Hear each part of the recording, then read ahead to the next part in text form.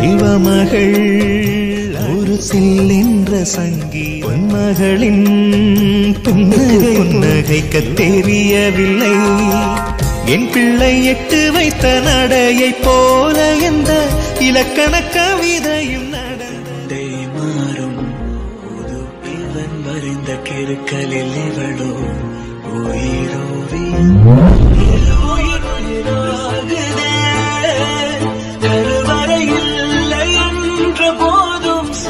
எதற்கு தெய்வங்கள் எதற்கு உலக மண்ணில் இது போல் யாரும் இங்கே எங்கும் வாழவில்லை என்று தோன்றுதல். போனாது